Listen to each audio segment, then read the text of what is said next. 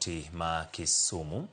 Jopith ochele puothe ma Kochieng scheme sub-county ma Kadibo, county ma Kisumu, yuago lal magiyudo bang' kodh pe ketho puothe gi otieno ma piny orugodo kawuono. Jafwambo marwa Purity Ruhama lero mathoth. En lal masani ojuko jopur ochele e puothe gi ma Kochieng scheme Kisumu. Lal ma okel gi kodh pe manyo ochwe alworano kendo ketho madirom eka 250. Ne ane puodho kan gi geno ni kawuono adhi kelo tinga mondo ng'adna mchele. Puotha en eka 3.5. Kochopo saa 4 mar otieno gi nus, apoya nono koth ochako chwe kod pe.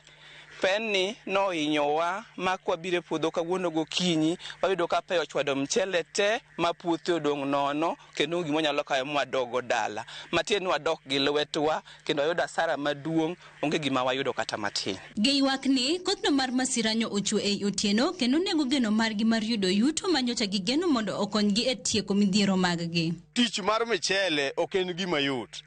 Kech mondo mi ng'ato pur mchele magika mugikene spend gimoro 60,000 kiwe harvesting. Ngiso ni mondo harvest mchele mitere dala is around 75,000. To ka japur mupuro eka 3 nyalo kata 4 olus gima chalo kamano, ngiso no olus 400,000 pesa madino okonye. Ka gin kod dwaro mar amalo kendo giywak ne sirikal mondo omigi sir ma oriwo koda ka mwandu mag pur maginyalo chako godo ngima kendo.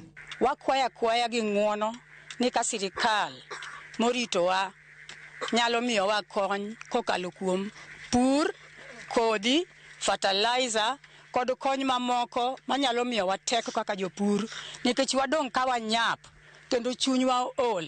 Kane oloso ewi wachno, MCA Makobura Ward Bill Odhiambo osingo chwalo wach masirano ne tend kaunti mondo ong'i kaka inyalo kony jopur. Akawo thuolo ni mondo agone jopur mos kabisa.